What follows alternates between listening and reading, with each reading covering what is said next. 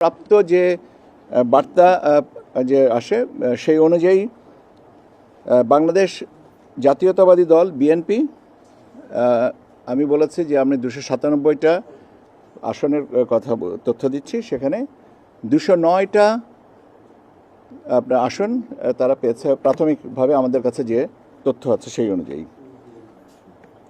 বাংলাদেশ জামায়াতে ইসলামী পেয়েছে 68টা, বাংলাদেশ জামায়াতে ইসলামী পেয়েছে 68টা, জাতীয় নাগরিক পার্টি এনসিপি পেয়েছে 6টি, বাংলাদেশ খেলাফত মজলিস পেয়েছে 2টি, ইসলামী আন্দোলন বাংলাদেশ পেয়েছে 1টি,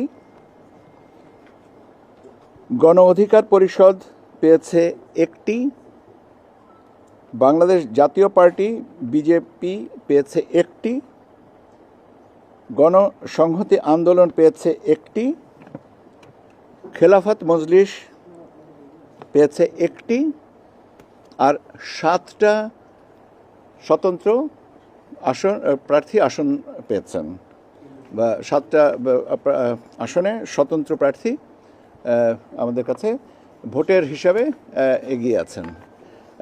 এখন আমরা আপনাদের একটা স্বাভাবিক কৌতূহল হবে যে আমরা কত তাড়াতাড়ি গ্রেজুয়েটটা পাবলিশ করব, এই প্রশ্নটা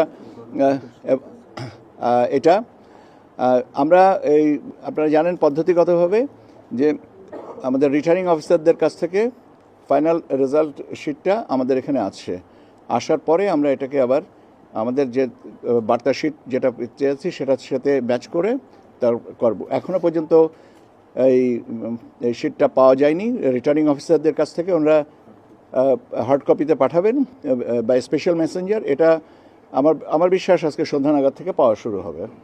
কাজেই আমরা যত তাড়াতাড়ি পারবো আমরা তত তাড়াতাড়ি এই রেজাল্টগুলোকে গেজেটের ব্যবস্থা করব।